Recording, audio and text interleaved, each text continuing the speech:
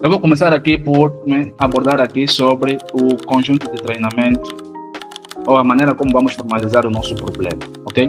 Então, dado um conjunto de treinamento com M exemplos, nós aqui temos uma matriz em que nós temos M exemplos, ok? Então, nós temos aqui dois parâmetros, no caso x1 e x2, não é? E aqui este valor que aparece aqui acima não é o expoente, mas isso é um superscript, se posso assim dizer, né? Para informar então o número do exemplo, né? Nós estamos diante do nosso primeiro exemplo, estamos diante do nosso segundo exemplo e vamos até o nosso mésimo exemplo, não é? Esses exemplos que são meras observações, ok? Então, dado um problema que está a ser estudado, temos um conjunto de dados. Esse conjunto de dados são os valores observados na realidade.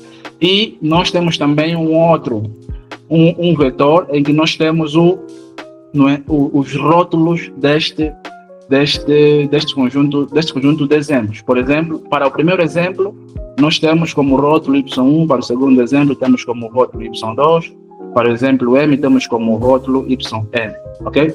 Então, e nós temos então os parâmetros da nossa função. Nós teremos aqui então o W1, desculpa, aqui está W2, seria W1 e W2, ok?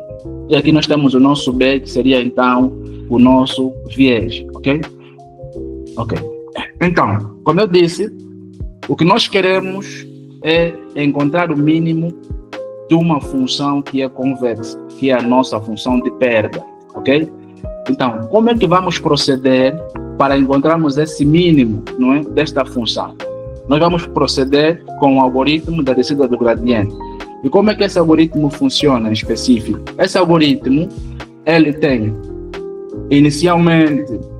atribuímos inicialmente valores aleatórios, não é, ao nosso conjunto, ao nosso vetor de pesos, que é o nosso vetor W, ok? E também ao nosso bias, que é o nosso parâmetro de viés, ok? Então, à medida que vamos calculando o custo ou o erro, não é? O erro por termos tomado a decisão de utilizar estes pesos, ok? Nós vamos calcular a direção da descida do nosso gradiente, ok? Então, nós vamos dando, o primeiro passo vai ser sempre o passo muito, muito maior, ou seja, o maior passo possível, a maior variação da função possível, ok?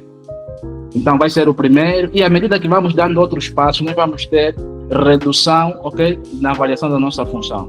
Até o momento em que nós vamos chegar a um ponto em que a nossa função, não é, ao achar os seus gradientes, já não teremos variações, ou não teremos variações no caso de encontrarmos o mínimo, mínimo global, ou teremos variações mínimas, ok, que sejam negligenciáveis. Então, a partir desse momento, nós estamos diante de parâmetros, não é, o nosso W, o nosso B, que já atingem o mínimo erro possível. Dali, podemos então assumir estes valores como o nosso modelo a ser utilizado, ok?